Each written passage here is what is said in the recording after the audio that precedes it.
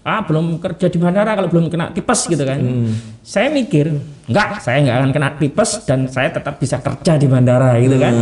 Caranya bagaimana? Yo kita harus jaga stamina. Yang penting sehat, dapat badan bagus itu bonus. Kalau kurang bagus, bagusin lagi.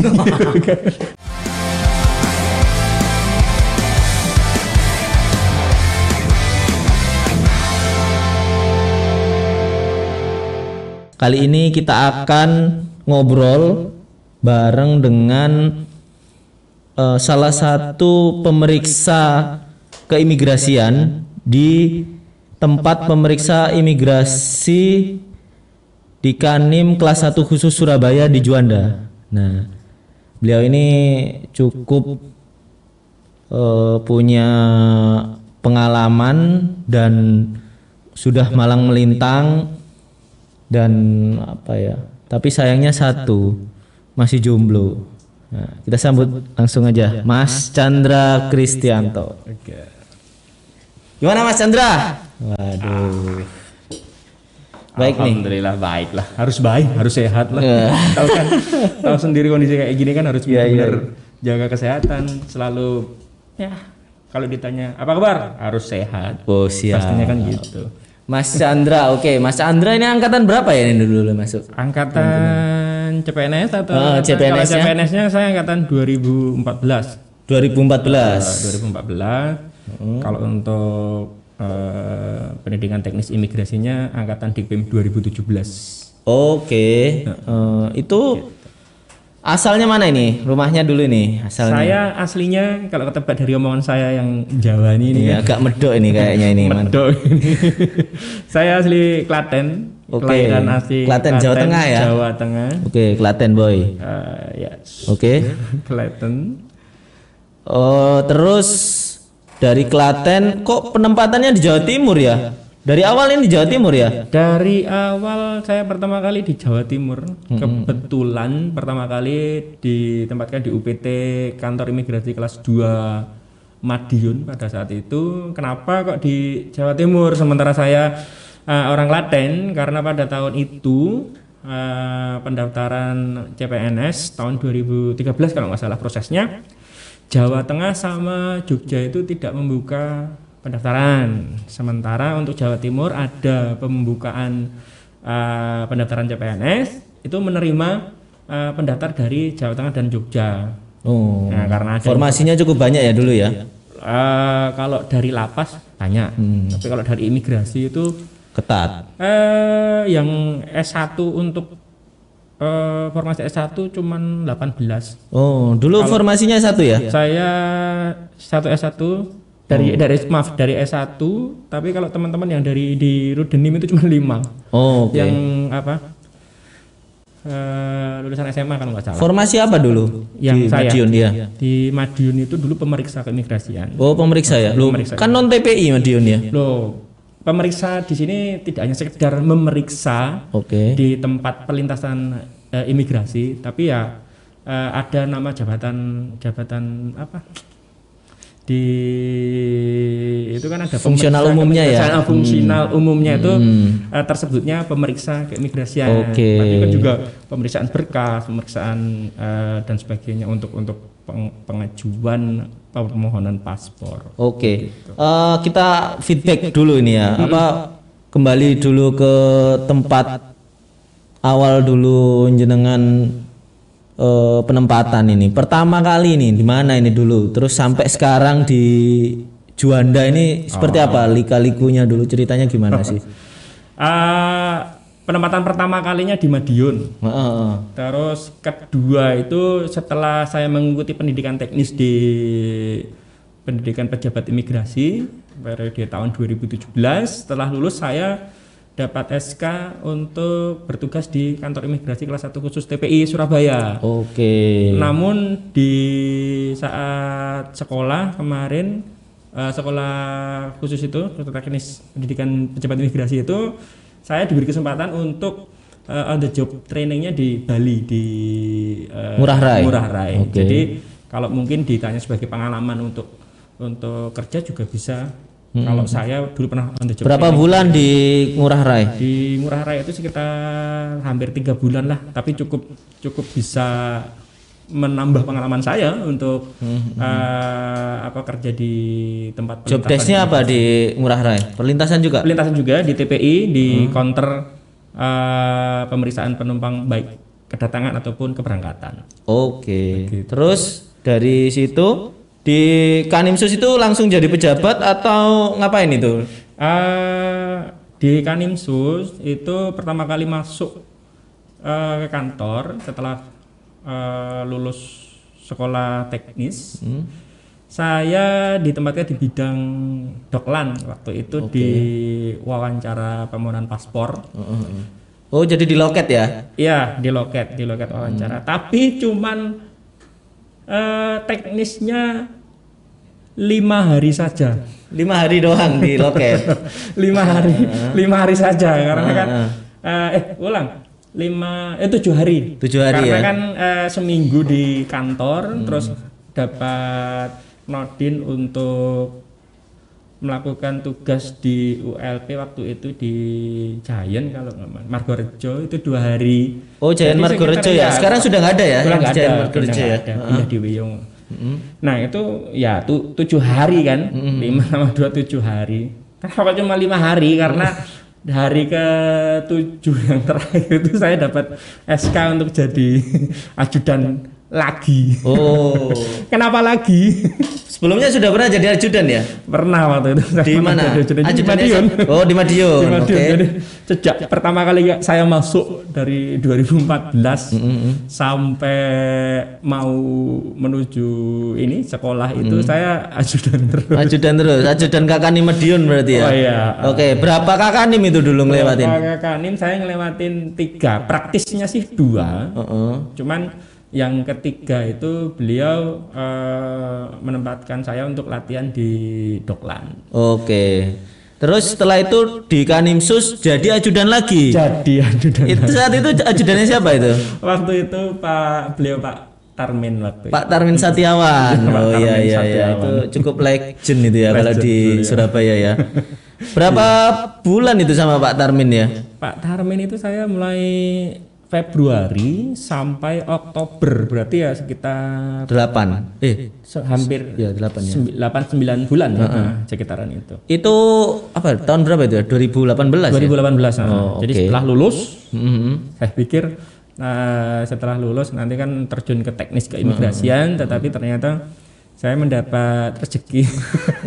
Ya rezeki semuanya rezeki kan ya. Mau ditempatkan di mana saja itu rezeki. Kebetulan saya dipercaya waktu itu untuk jadi ajudannya Pak Tarmin. Oke, setelah dari Pak Tarmin langsung ke TPI. Ke bandara ke TPI. Gitu. Jadi dari bandara itu Oktober 2018. Menjelang November sih. November 2018 sampai sekarang. Sampai sekarang. Oke. Iya. Katanya kalau ke bandara itu ada hal-hal mistis ya. Ya enggak lah. Gimana bisa ceritain enggak mistisnya apa dulu ini?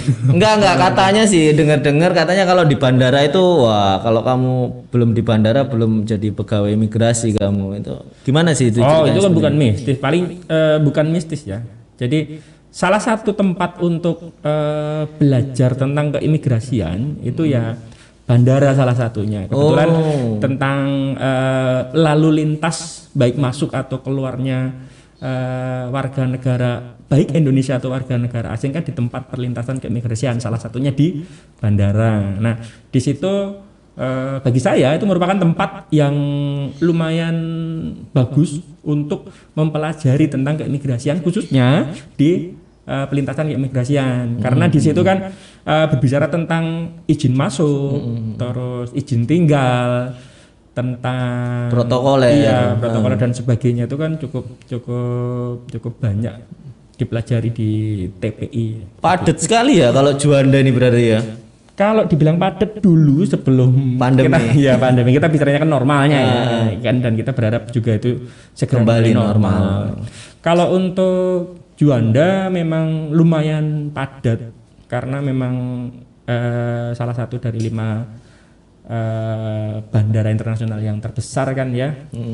Jadi hitungannya cukup padat pada waktu itu. Oke. Sempat nggak ada semacam kayak kaget nggak ketika awalnya di Doklan di kantor imigrasi lalu pindah ke TPI, itu ada sempat stres atau gimana? Karena kalau stres dalam artian ya, kalau stres ini mungkin akan melewati tahapan itu ya. Yang dipikir untuk apa tadi, stres atau perubahan itu pasti ada. Kalau berbicara tentang perubahan dari sebelum di bandara terus masuk ke bandara, itu paling fokus pada perubahan jam kerja, tekanan kerja, sama kondisi badan sih sebenarnya. Karena kan jam kerjanya di bandara itu tidak seperti jam kerjanya di kantor. Banyak cerita ini, katanya orang yang kalau dari Kanim, dari kantor imigrasi terus pindah ke bandara itu banyak yang muntah-muntah. Apa benar itu? Muntah-muntah enggak juga sih. Bukan muntah-muntah ya, tapi mungkin ada semacam kayak guyonan atau candaan gitu. Kalau masuk bandara siap-siap, atau bukan siap-siap, nanti sakit tipes itu suatu kewajiban. Kemungkinan yang akan dilewati orang-orang yang pertama kali atau baru masuk bandara itu bisa jadi merupakan guyonan. Karena dulu waktu saya pertama masuk di bandara, waktu di Ngurah Rai, waktu on the job training waktu itu, ya banyak masukan, banyak apa ya, nasihat dari senior bahwa jaga makan, jaga kesehatan, jaga stamina. Nanti takutnya kalau kerja di bandara dengan kondisi jam kerja yang berubah-ubah, dan biasanya kan kalau di bandara kan cenderung udaranya dingin karena kan AC-nya kan nyala terus. Itu biasanya kena tipes gitu katanya. Jadi kata tipes itu kayaknya suatu penyakit yang wajib ada. Kalau kamu masuk ke bandara itu belum merasakan di bandara kalau belum tipes itu kata-kata apa. Tapi dulu sempet tipes nggak? Enggak, alhamdulillah enggak. Berarti belum di bandara ini ya. Nunggu tipes ini kayaknya. Enggak juga, saya mau mematahkan. Itu ya. Itu. Oke. Apa ini tipsnya kok bisa sampai tahan banting di bandara ini? Kalau lihat bodinya Mas Chandra kan ini, wah ini kayaknya kalau lihat doang ya. Bodybuilder ini kayaknya. Bodybuilder. Sebenarnya kalau dibilang tipsnya apa dan sebagainya, apakah saya tahan atau enggak? Awalnya tuh saya juga merasakan ini proses perubahan dari jam kerja yang sebelumnya rutin dan ketika masuk bandara jam kerjanya berubah-ubah, sempat badan itu ada proses penyesuaian yang saya rasakan enggak enak. Kalau di Kanim dulu kan jam 7:30 sampai jam 4. Belum tentu. Oke. itu yang normalnya kan. Itu bagi pegawai yang di bidang lain yang kerjaannya rutinitas pelayanan dan sebagainya. Tapi kalau di bandara ini ada bedanya gimana kalau jam kerjanya? Jam kerjanya ini karena bandara itu jadwal penerbangannya katakanlah untuk internasional itu cenderung 24 jam. Jadi hampir sepanjang hari itu memungkinkan sekali ada jadwal penerbangan internasional. Dalam hal ini kan bandara internasional yang ada tempat pemeriksaan imigrasinya. Nah, karena jamnya itu memungkinkan 24 jam ada jadwal penerbangan, artinya petugas imigrasi diharapkan harus standby selalu. Tidak dengan diharapkan ada petugas imigrasi yang standby selalu, pasti ada yang namanya jadwal giliran atau shift. Shift ya. Iya, shift. Ada berapa shift itu? Ada berapa unit ya? Saat ini ada 4 seksi pemeriksa. Oh, seksi pemeriksa. Jadi kalau 4 seksi pemeriksa kalau salah satunya libur off, berarti 3 itu masuk. Jadi ada 3 shift, pagi, siang, dan malam. Anu ya, mirip penjaga tahanan sebenarnya. Ya mirip shiftnya. Cuma jam oposannya beda ya. Beda-beda disesuaikan. Disesuaikan dengan karakteristik bandara. Kalau di teman-teman di bandara yang lain mungkin masuknya jam oplosannya jam 8, terus jam 4 sore atau jam 12 malam. Menyesuaikan apa itu? Menyesuaikan jadwal. Oh, kalau di Juanda? Nah, kalau di Juanda karena tidak memang ramai tapi tidak seramai seperti bandara yang lainnya yang hampir 24 jam dipastikan ada jadwal pesawat ya. Ada jadwal penerbangan. Kayak Ngurah Rai, Soekarno-Hatta itu kan padat ya. Itu padat kan. Kalau Juanda memang padat tapi ada jeda waktu itu memang tidak ada jadwal pesawat atau jam berapa sampai jam berapa? Dulu waktu normal. Itu misalnya dulu waktu normal. Itu katakanlah pesawat yang terakhir itu dulu jam 11 malam. Jam 11 malam itu selesai proses clearance ya setengah 12 lah atau sampai jam 12. Nah, sementara di pagi harinya pesawat yang pertama itu take off jam 5. Nah, kalau take off jam 5 kan berarti prosesnya mundur ke belakang 2 jam tuh. Karena proses check-in, proses di absek pemeriksaan dan sebagainya sampai proses di imigrasi itu kan perlu waktu yang lama. Nah, makanya ya itu ya. Open check-in di counter masing-masing itu jam 3. Makanya yang terakhir itu jam 11, yang unit yang terakhir yang baru masuk itu harus standby jam 3. Jadi ada jeda kekosongan, tidak ada pesawat. Kalau normal ya, misalnya tidak ada delay dan sebagainya itu ya dari sekitar jam 12 sampai jam 3.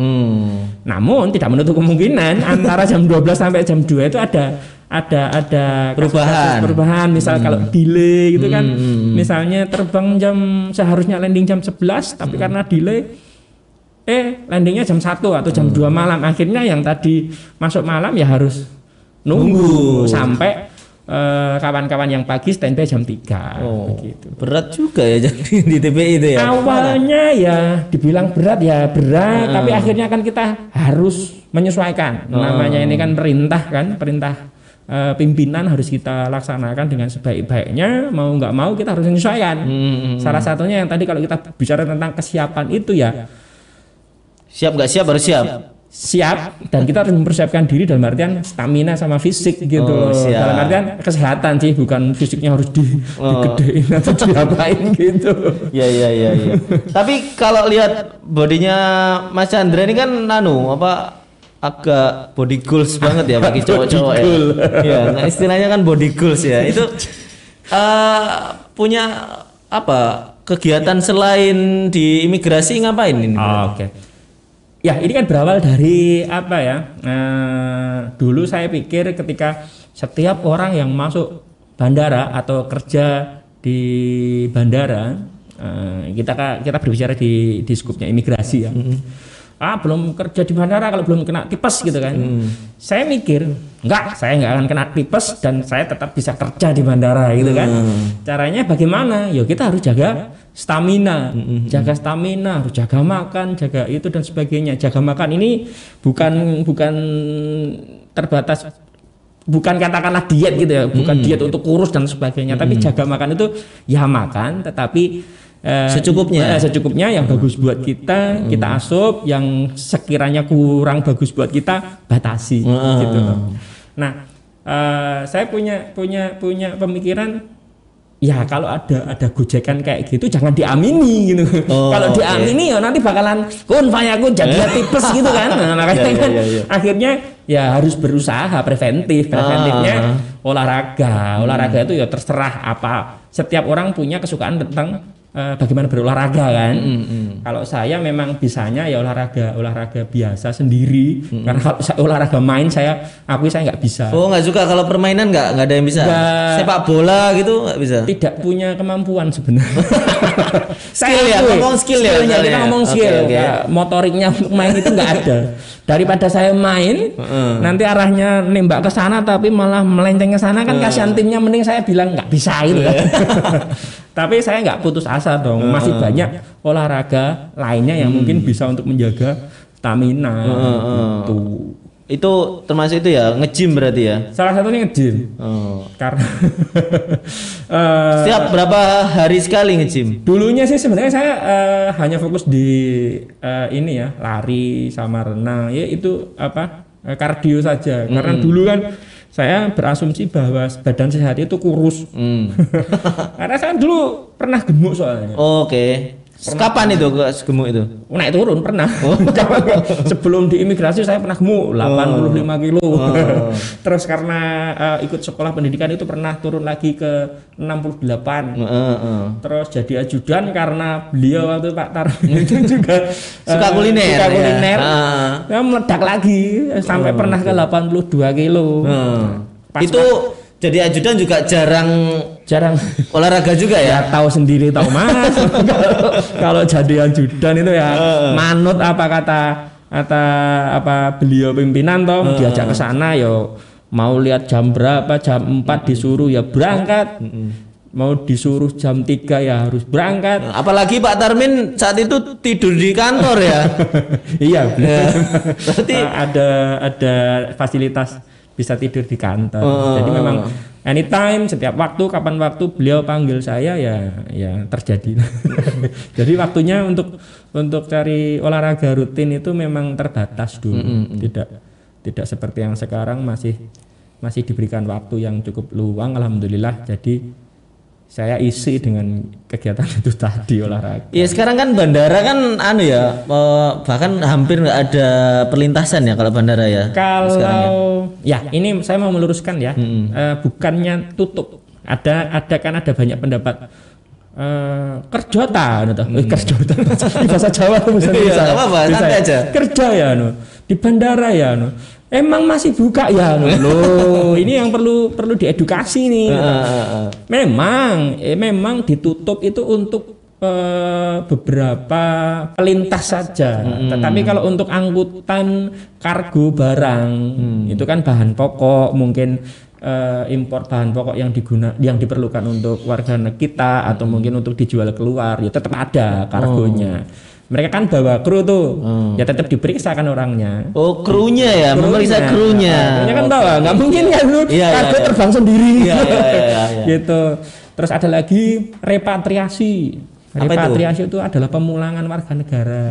Nah, itu kalau misalnya ada istilahnya repatriasi ya. Itu repatriasi itu yang pemulangan yang baik-baik ya. Kalau yang nggak baik kan deportasi kalau nggak salah ya. Iya, macam itu. Jadi kalau ada warga negara kita di luar, memang kemarin waktu periode pandemik baru awal-awal itu ya. Itu kan memang benar-benar tertutup, tidak bisa balik ke Indonesia atau ada penerbangan keluar, benar-benar terkunci di suatu negara. Akhirnya perwakilan kita di luar itu kan mengusahakan untuk dipulangkan dengan kondisi tertentu. Nah itulah kenapa kalau kita masih ada toh ya masih ada. Salah satunya kargo, kemudian itu tadi repatriasi itu tadi, sama warga negara asing yang mau keluar pulang ke rumahnya. Berarti masih kerja tapi nyantai ya, lebih nyantai ya. Nyantai tapi deg-degan. Walaupun kan tetap kita waspada, bukan deg-degan takut tapi ya deg-degan waspada. Apalagi kan dulu kalau saya lihat awal-awal itu kan kalau dibandingin kan ya ini sama yang bea cukai itu kan mereka sempet itu pakai APD lengkap itu kan ya, hazmat lengkap gitu kan.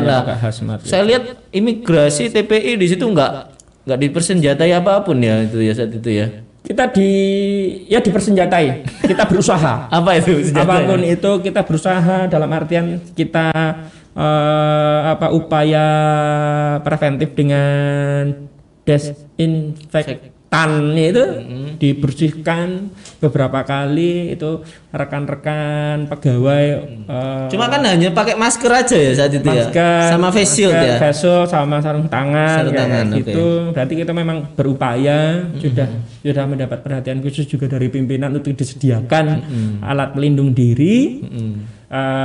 Setiap setiap kali ada pelintasan atau clearance itu disemprot, diulangi lagi, pokoknya kita berusaha untuk tertib ya pokoknya ya. Itu. Ya kita harus tertib, kita kan tempatnya kan riskan kan ya. Oke. Begitu.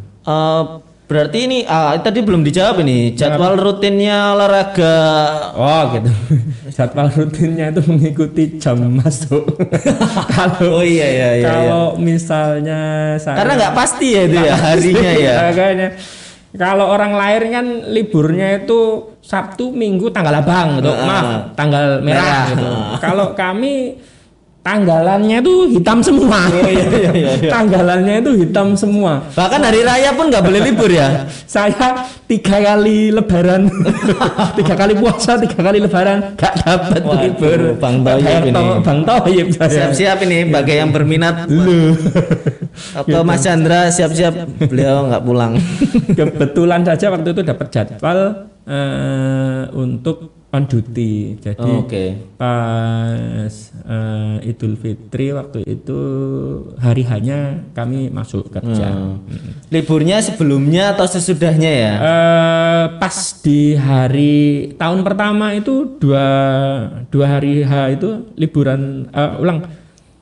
Idul Fitri hari pertama, hari kedua itu masuk. Oke, siap. Hari yang kedua itu hari Idul Fitri yang pertama kita masuk, hari Idul Fitri yang kedua kita libur. Yang ketiga balikannya. Jadi yang hari pertama kita libur, hari kedua masuk. Tapi kita mau pulang nggak bisa karena kan nanggung juga kan karena sehari sebelumnya kita juga masuk. Standby terus ya jadinya di situ ya. Nah, kalau untuk menyesuaikan olahraga itu tadi ya cari-cari waktu luang. Kalau misalnya masuk pagi berarti malam kita olahraga. Kalau masuk siang kita olahraganya malam. Kalau masuk subuh gitu ya siangnya kita olahraga. Cari-cari waktu luang aja. Gitu. Berarti ada shift-shiftnya juga olahraga. Iya, olahraganya di shift. Gitu. Iya. Oke, berarti motivasi olahraga tadi hanya untuk membuktikan bahwa ya sebenarnya bisa segar bugar kok juga gitu. Segar bugar dulu berpikiran juga sebelum masuk ke bandara kan saya sempat menggemuk.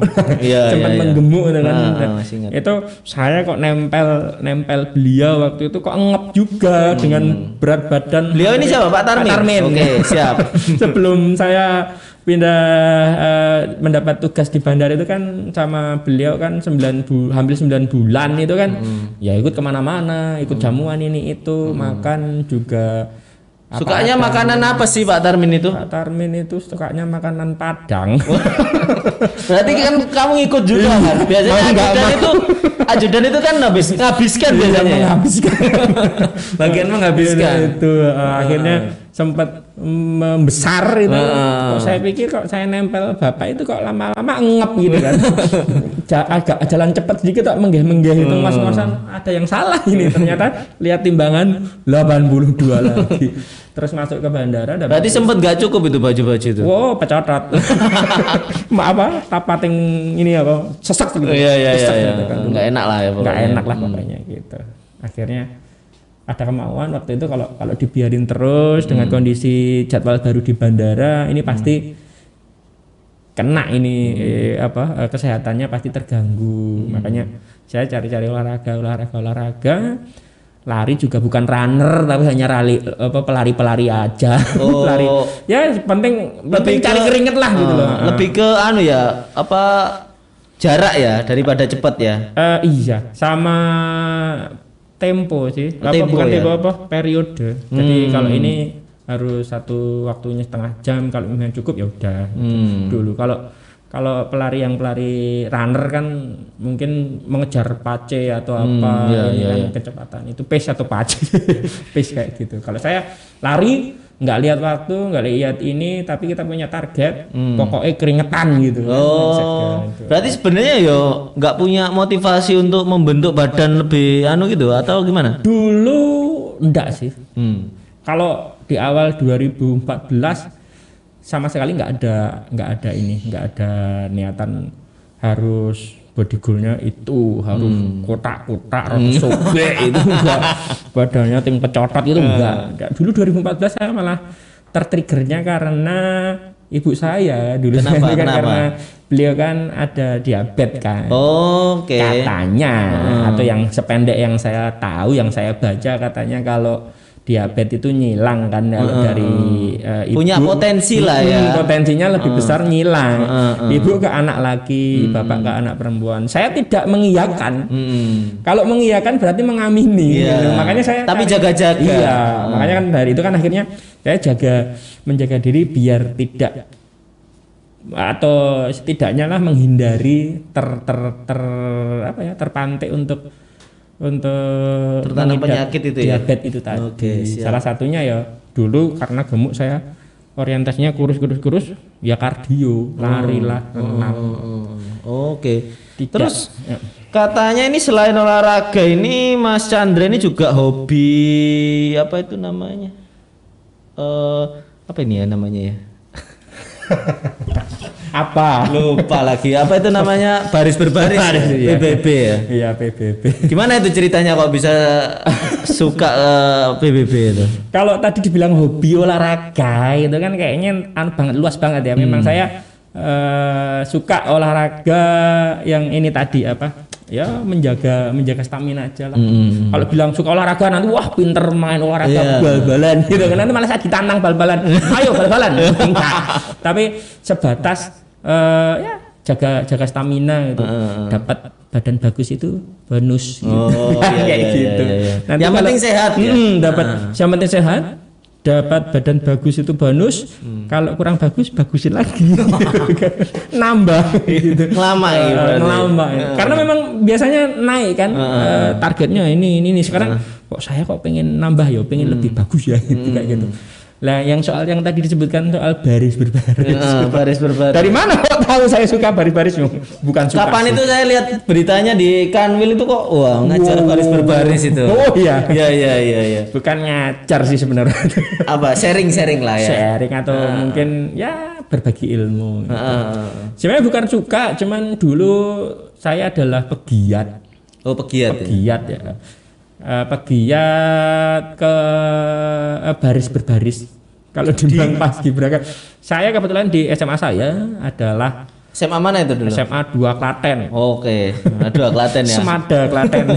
Itu saya former waktu itu kan, former angkatan pendiri sama kawan-kawan anggota paskibranya di SMA 2 Klaten. Oke. Terus juga punya komunitas baris juga di Kabupaten Klaten.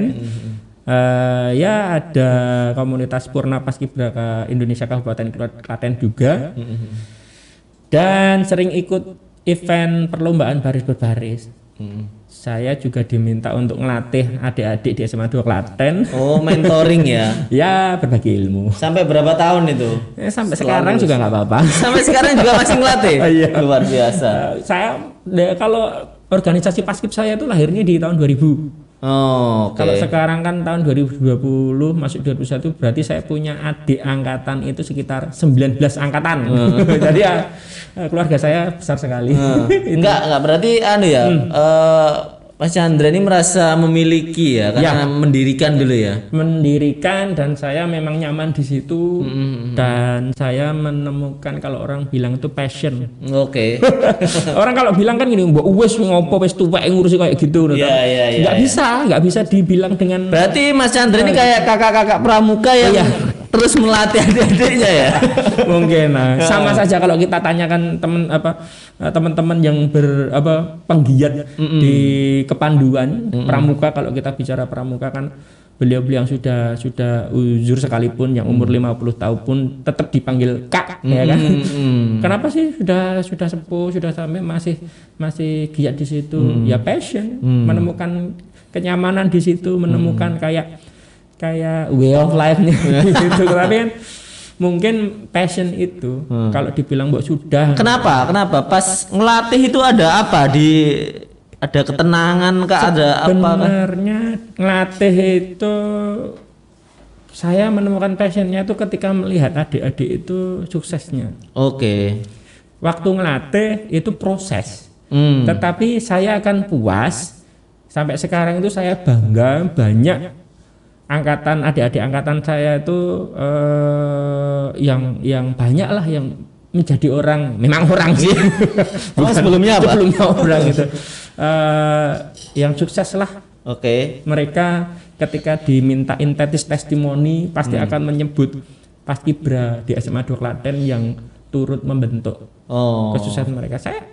Kebanggaan saya itu nggak bisa dinilai ketika mereka menyebutkan itu. Saya cukup alhamdulillah, mungkin ada ilmu saya atau mungkin saya dulu ya gitu. Bukan maksud sombong ya kesuksesan mereka karena saya enggak, tapi ya berkah lah ya, berkah lah ya gitu. Pokoknya. Yes. Oh, jadi menurut Mas Chandra ini apa sih istilahnya inti atau yang bisa kita dapat ketika PBB? Sebenarnya kan PBB itu kan ya hanya baris berbaris saja kan, hanya bagaimana kalau misalnya membaca ya menjaga intonasi, ketegasan. Nah, itu apa kira-kira impact yang paling kerasa ketika Mas Chandra di PBB itu? Yang paling terasa bagi saya itu adalah rapi. Kerapian.